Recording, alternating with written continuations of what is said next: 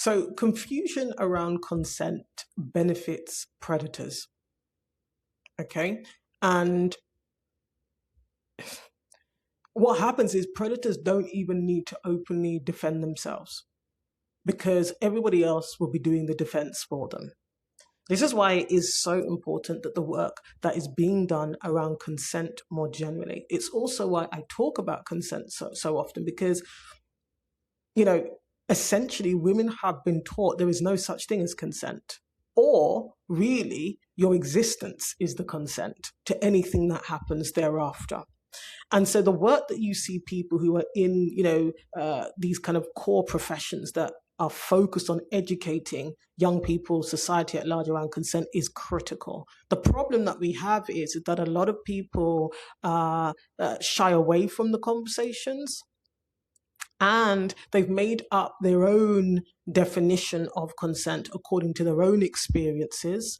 And one of the things I've noticed, which I wanted to talk about really, is and there's, you have to be careful who you are listening to when it comes to consent and what it is and how you should see it as a woman. This is why I'm often always encouraging you not to, okay, I'll put it this way. When you're trying to figure out whether a note of money, of currency is real, the better way to do it is to figure out or learn what is a genuine money note versus trying to learn all of the counterfeits, right? It's much easier to do it that way around because there's always going to be counterfeits, and technology keeps evolving where fake money can be produced to look real, feel real, etc. You're better off trying to understand what a genuine money note looks and feels like. And how is this linked to consent? This is why I'm always talking about you relocating your own authority as a woman. It is so important, regardless of whether you're sexually active or not. Maybe you're waiting to be, maybe you have been and now you're celibate, it doesn't matter. You have to know in yourself what you want and what your boundaries are. Now, hear me well. I'm not saying that this means that nobody will ever ignore your lack of consent. I'm not saying that. I'm not saying that doesn't mean nobody will ever violate you. What I am saying is it's very important to start from a rooted place as to, do I want to do this? Do I want to be here? Is this what I want? Okay? Not allow people, whether it's the one person who is talking to you and expressing their desire, intention, and making a request of being able to access your body, they should become irrelevant. In fact, anything they say to you should be irrelevant in terms of trying to persuade and convince you to engage with them. It's very important, actually, to be able to engage in any kind of sexual activity or scenario from a place of rootedness in yourself. And this is part of the problem, is that if your answer is, if you know in your mind your answer is, I don't know or I'm not sure, that has to be a no for you. And therefore, one of the things I would say, and I think this is something that doesn't get taught or shared, don't tell the other person you don't know, because we live in a world where it is acceptable and often encouraged for people to convince or persuade you otherwise. And they don't see that as coercion.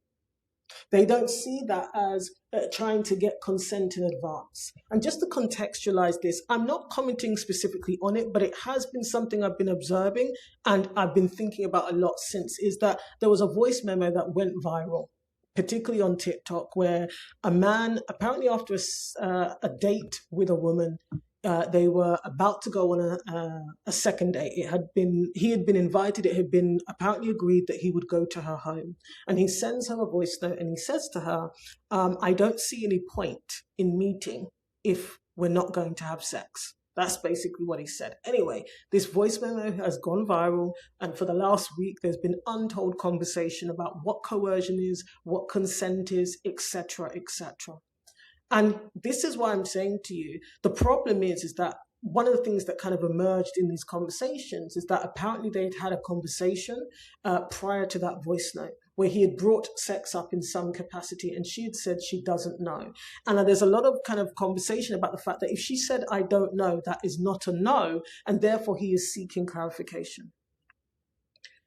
This is why I say to you, you need to know what your answer is. And if your answer truly is you don't know, do not say to someone, I don't know. We don't live in a world where you can say that and that is the end of it, or it means that that person will respect your boundaries. Because people are literally saying that because she said she doesn't know, that isn't a no. And therefore, when he came back and he was seeking clarification, that was okay. Now, you can have all sorts of conversations and thoughts about, communication itself, but it is so important for you as a woman. The confusion that exists around what is and isn't consent, it protects. All it does is benefits predators. It doesn't protect you. That's why you can't outsource your thinking on this. You can't outsource your thinking on this. And when I say this, what disturbs me quite often is that people are trying to rely on a legal definition. They're trying to nail down a legal definition of consent. And what does that tell you? Now, I'm not saying it's not useful to have a legal definition, because some people where a crime has been committed, they are going to pursue it legally. And in that context, they will be looking at the legal definition of consent. In fact, there were some lawyers who weighed in online and said, actually, if she does consent, which you can't do, you can't consent in advance, but if she did via text or email or something, that could be used against her should she have to pursue a legal case against him. My point here is it's disturbing to me that people are really trying to rely on a legal definition of consent. That tells me you're trying to find ways to behave as you wish, whereby legally you would not be held accountable. That is a problem. And this is why for you as a woman, it is important that you can connect to yourself, be honest within yourself about what you want. And if you are not sure, genuinely not sure, you don't know, unfortunately, we don't live in a world where saying I don't know will be accepted. Saying I don't know will be understood or taken as a no. And there's a couple of other things I want to say at this point about this, because this is so, so important. What I found fascinating, and this is why I didn't comment on it on TikTok, I didn't stitch any videos, etc. It's one of those things for me is that I need to think about this. And, I was more curious and interested in the different takes on this. Here's what I will say. And there was a young woman on TikTok that I saw 2 days ago who there were some thoughts that I had in my mind, and we have very different ways of speaking and communicating, right? But for her audience, it worked very well. But one of the things that she said that I had noticed is there were a few people who've been commenting on this issue around what consent and coercion actually is, who are sex workers. Now, hear me well here. Hang with me. And so this is not reflective or representative of all sex workers, because there were sex workers who were disagreeing, but there was a couple of people whose videos went viral, who essentially were reimagining what coercion and consent actually is, specifically coercion. And I realized something that wasn't sitting right with me, that this young woman picked up on. And it's, hopefully the dots connect in a moment. One of the things that I was taught when I learned how to sell, one of the things I was taught when I learned how to sell is that what you're trying to do is get a customer, and in my case, I sell to corporate organizations, but this applies if you're selling to individuals or not. A lot of sales training will tell you that what you're trying to do is get a prospective client to a yes or a no, right?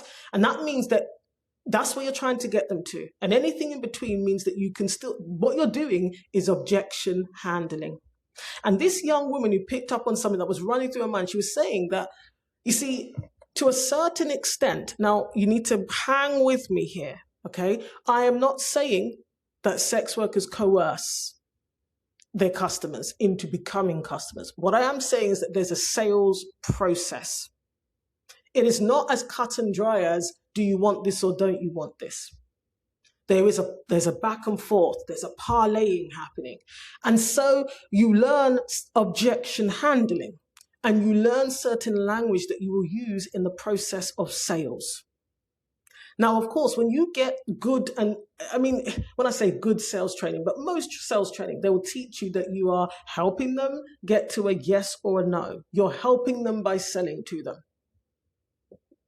And so there are certain industries, because it's still sales in sex work, still sales. Hear me well. I'm not saying that all sex workers coerce. However, there is a sales process and there's an element of persuasion. Otherwise, you wouldn't have a business that you can continue to grow. So hang with me here on this.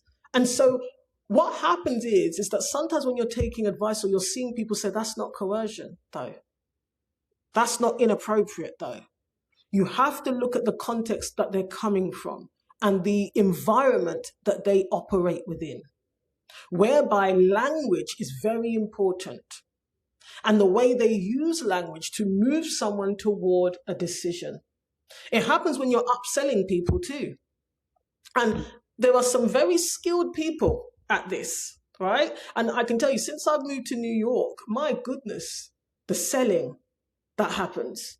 I had to call about repairing my coffee machine. And I knew I was going in it to get the coffee machine repaired, right? But the woman spent about 18 minutes talking me through buying a new machine. So she was trying to get me to spend $150 on a new machine when it only costs $55 to repair the machine I have. There's a culture of selling and persuasion, okay? A culture of selling and persuasion. And therefore, okay, when you, in the context of male and female dynamics, when someone says, I don't know, they are conditioned and socialized to what? Persuade and convince. It's like sales.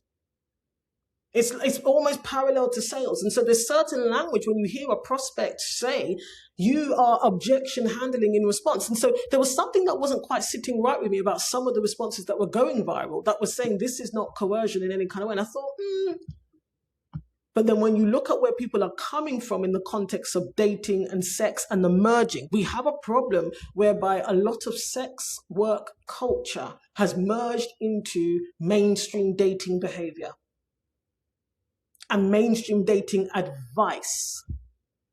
That is why certain types of dating advice is so popular, because essentially people are being taught to manipulate people. Get them to do things, agree to things, or behave in certain ways that align with your agenda. Now, you can say, you can have all the reasons that you want for it, but a lot of even that femininity dating content, it's about really, to a great extent, you're almost charming the man. How to show up, how to speak, what to say and when. It's a kind of charming the snake. And because of the merging of that kind of culture, we now are in a time, and it collides with the way that men, generally speaking, have been conditioned and socialized to interact with women when it comes to sex and getting sex from women.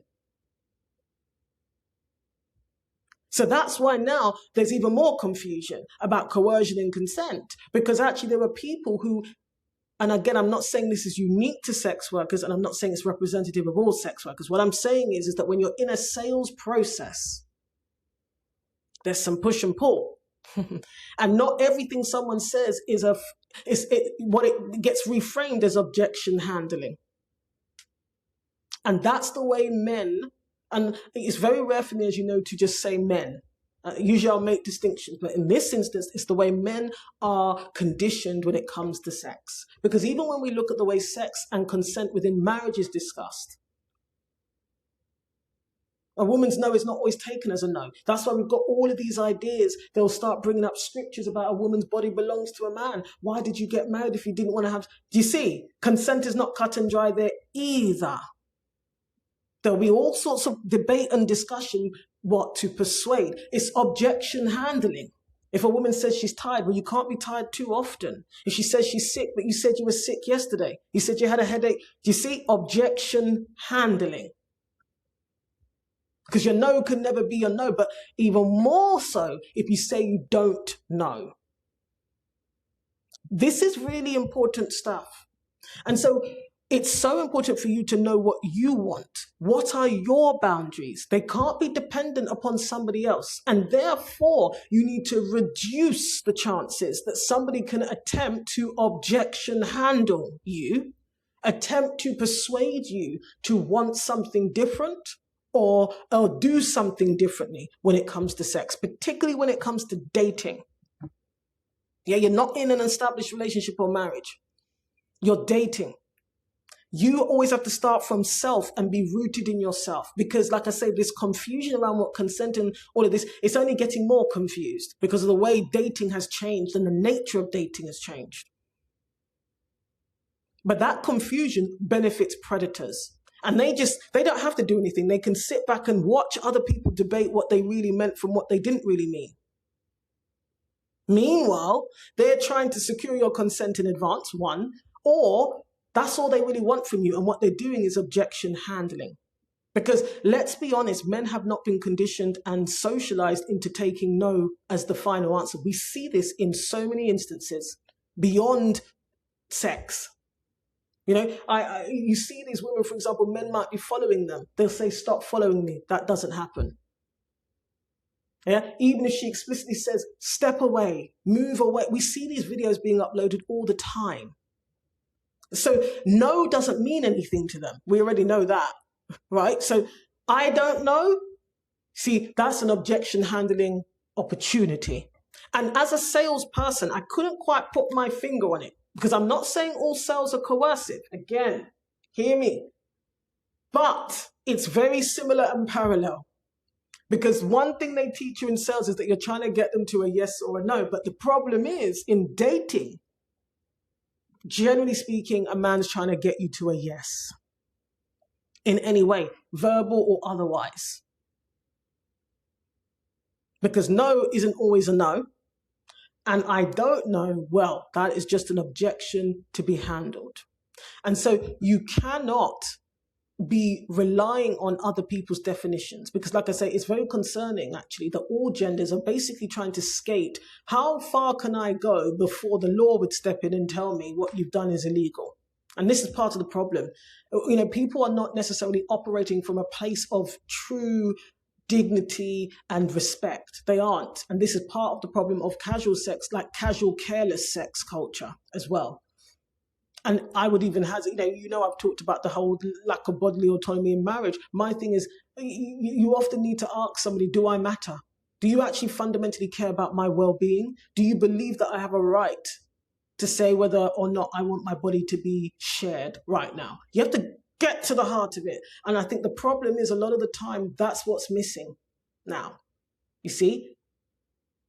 People do underestimate or undervalue the fact that you are or are not choosing to share your body, and there are risks associated with that. STIs, STDs, pregnancy, pH balance off, or just your well-being, how you feel in your body. So you have a right to be picky, selective, mull over it, think over it. You shouldn't have to say yes or no quickly or willy-nilly.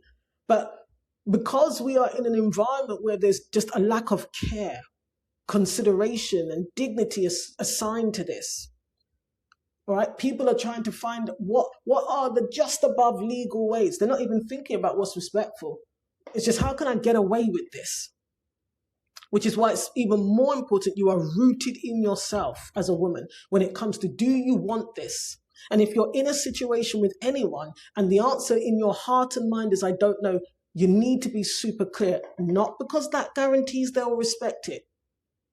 But it's really important in the world that we're living in now, because unfortunately, when you see all of these people of all genders, I see in my comments talking about situations that have happened to them. It's just you who has to live with that pain, confusion, and disappointment. The perpetrators and the predators are rarely held accountable, unfortunately, because most of the defense of them is done by everybody else. By everybody else. They know exactly what they're doing, because they get away with it quite a lot. That's the difference. They get away with it quite a lot. I'm seeing people say that he didn't consent for the voice note to be shared. You see what I mean? They understand consent then. They're not confused there, though. They're not confused there that actually he didn't send her that voice note, giving her permission to share that voice note on the World Wide Web. That, though, no one's confused about the consent issue there. Do you see where I'm coming from? You see, with all this debate and discussion about consent, it's not comforting for you if you found yourself in a situation where your consent was violated or someone has been trying to coerce you into saying yes.